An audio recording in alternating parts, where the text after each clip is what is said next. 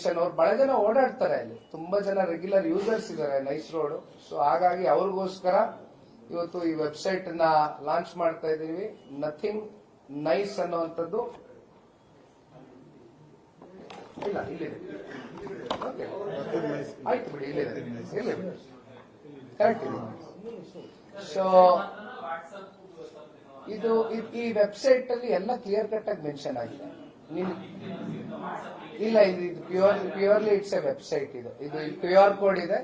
ಆ Q R code ನ ನೀವು ಡೌನ್ಲೋಡ್ ಮಾಡ್ಕೊಂಡ್ರೆ ವೆಬ್ಸೈಟ್ಗೆ ಡೈರೆಕ್ಟ್ ಆಗಿ ಲಿಂಕ್ ಹೋಗುತ್ತೆ.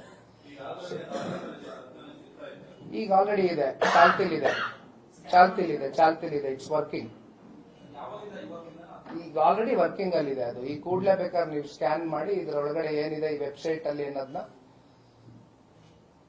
ಎಲ್ಲ ಅಂಶಗಳು ಕೂಡ ಸಂಪೂರ್ಣವಾಗಿ ಜನರಿಗೆ ಬಹಳ ಸುಲಭವಾಗಿ ಅರ್ಥ ಆಗ್ತಕ್ಕಂಥದ್ದಕ್ಕೆ ಯಾವ ರೀತಿ ನಾವು ಒಂದು ಸ್ಪಷ್ಟತೆಯನ್ನ ಮೂಡಿಸಬೇಕು, ಅವೆಲ್ಲವೂ ಕೂಡ ಈ ನೈಸಿನ ಹಗರಣಕ್ಕೆ ಸಂಬಂಧಪಟ್ಟಂತೆ ನಾವು ಈ ವೆಬ್ಸೈಟ್ ಅನ್ನ ಲಾಂಚ್ ಮಾಡ್ತಾ ಇದ್ದೇವೆ. ಇಂದಿನಿಂದ ಜನತಾದಳ ಪಕ್ಷ ಸನ್ಮಾನ್ಯ ಕುಮಾರಣ್ಣ ಅವರ ಈ ಒಂದು ಪರಿಕಲ್ಪನೆ ಏನಾಗಿತ್ತು, ಅದಕ್ಕೆ ಪೂರಕವಾಗಿ ಈ ವೆಬ್ಸೈಟ್ ಈ ರೀತಿ ಮಾಡಬೇಕು, ಜನಕ್ಕೆ ಮತ್ತಷ್ಟು ತಿಳುವಳಿಕೆ ಮೂಡಿಸಬೇಕು, ಜಾಗೃತಿ ಮೂಡಿಸಬೇಕು, ಅವೇರ್ನೆಸ್ ಕ್ರಿಯೇಟ್ ಮಾಡಬೇಕು ಅಂತಕ್ಕಂಥದ್ದು ಜನತಾದಳ ಪಕ್ಷ. ಈ ನಾಡಿನ ಜನತೆ ಯಾತಕ್ಕೋಸ್ಕರ ಟೋಲ್ ಕಟ್ಟಬಾರದು ಅನ್ನೋ ಒಂದು ಹಿನ್ನೆಲೆಯಲ್ಲಿ ಇವತ್ತು ಈ ವೆಬ್ಸೈಟ್ ನ ಲಾಂಚ್ ಮಾಡ್ತಾ ಇದ್ದೇವೆ. ಇಲ್ಲಿ ಒಟ್ಟಾರೆಯಾಗಿ ಒಂದು ಅಂಶನ ಅರ್ಥ ಮಾಡ್ಕೋಬೇಕಾಗಿರೋದು, ನನಗೆ ಕೆಳಗಡೆ ಒಂದಷ್ಟು ಇಂಗ್ಲಿಷ್ನ ಪತ್ರಿಕಾ ಮಾಧ್ಯಮದ ಸ್ನೇಹಿತರು ಒಂದು ಪ್ರಶ್ನೆ ಮಾಡ್ತಾ ಇದ್ರು.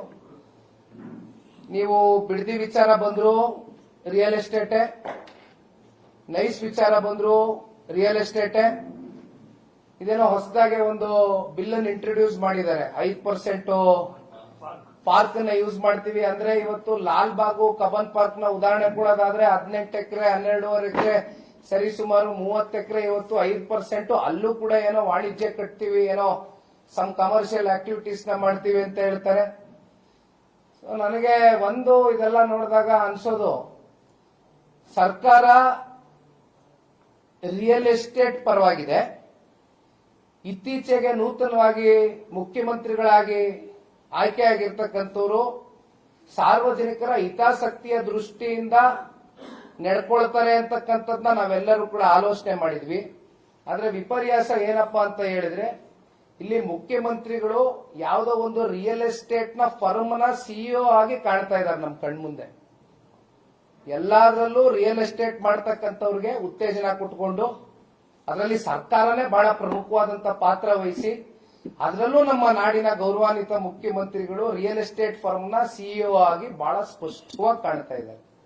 ಯಾತಕ್ಕೆ ಈ ವಿಚಾರದಲ್ಲಿ ಇಷ್ಟೆಲ್ಲ ಹೈಕೋರ್ಟ್ ಹೇಳಿದ್ರು ಕೂಡ ರೈತರಿಗೆ ಅನ್ಯಾಯ ಆಗಿದೆ, ಎಕ್ಸೆಸ್ ಲ್ಯಾಂಡ್ ತಗೊಂಡಿದ್ದೀರಿ, ರೈತರಿಗೆ ಕಾಂಪನ್ಸೇಷನ್ ಸಿಕ್ಕಿಲ್ಲ, ರೈತರನ್ನು ಉಳಿಸಿ, ಯೋಜನೆ ಹೆಸರಿನಲ್ಲಿ ಯಾವ ಒಂದು ಪಬ್ಲಿಕ್ ಇನ್ಫ್ರಾಸ್ಟ್ರಕ್ಚರ್ ಡೆವಲಪ್ಮೆಂಟ್ ಆಗಬೇಕಾಗಿತ್ತು ಅದು ಕೂಡ ಅಪೂರ್ಣ ಆಗಿದೆ, ಅದು ಪೂರ್ಣಗೊಳಿಸಿಲ್ಲ, ಎಲ್ಲ ಉಲ್ಲಂಘನೆ ಆಗಿದೆ.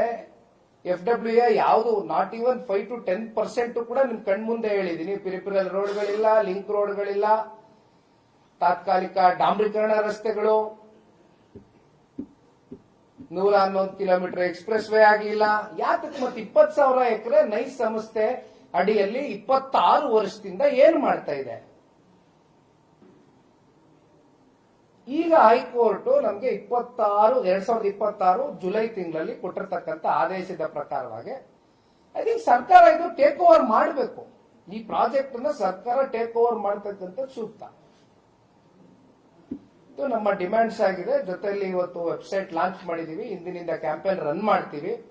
ಈ ಕ್ಯಾಂಪೇನ್ ನಿರಂತರವಾಗಿ ರೈತರಿಗೆ ಮತ್ತೆ ಅವರ ಏನು ಭೂಮಿಯನ್ನ ವಾಪಸ್ ಕೊಡಿಸ್ತಕ್ಕಂಥದಕ್ಕೆ, ಕೇವಲ ಅವರು ಭೂಮಿ ಕೊಡಿಸ್ತಕ್ಕಂಥದ್ದು ಅಷ್ಟೇ ಅಲ್ಲ, 20 ವರ್ಷಕ್ಕೂ ಹೆಚ್ಚಿನ ವರ್ಷಗಳ ಕಾಲ ರೈತರು ಭೂಮಿ ಕಳ್ಕೊಂಡಿರ್ತಕ್ಕಂಥದ್ದು, ಅದಕ್ಕೆ ಬಡ್ಡಿ ಸಮೇತವಾಗಿ ಇವತ್ತು ರೈತರಿಗೆ, ಯಾಕೆಂದ್ರೆ ನಾನು ಹೇಳ್ತಾ ಇರ್ತಕ್ಕಂಥದ್ದಲ್ಲ, ಇದು 2013ರ ಕಾಯ್ದೆ ಏನು UPA ಗವರ್ಮೆಂಟ್ ಅಲ್ಲಿ 2013 LARR ಆಕ್ಟ್ ಅಲ್ಲಿ ಬಹಳ ಕ್ಲಿಯರ್ ಕಟ್ ಆಗಿ ಮೆನ್ಷನ್ ಆಗಿದೆ. ಆ ಕಾಯ್ದೆ ಅಡಿನೇ ನಾವು ಕೂತು ಹೇಳ್ತಕ್ಕಂಥದ್ದಾದ್ರೆ, ಸರ್ಕಾರ ಇವತ್ತು ರೈತರಿಗಾಗಿರ್ತಕ್ಕಂಥ ಅನ್ಯಾಯಕ್ಕೆ ವಾಪಸ್ಸು ಈ ಭೂಮಿಯನ್ನ ಕೊಡಿಸ್ತಕ್ಕಂಥದ್ದು, ಜೊತೆಯಲ್ಲಿ ಅದಕ್ಕೆ ಮರು ಬಡ್ಡಿಯನ್ನ ಪಾವತಿ ಮಾಡ್ತಕ್ಕಂಥದ್ದು ಕೂಡ ಆಗ್ಬೇಕು ಇವತ್ತು.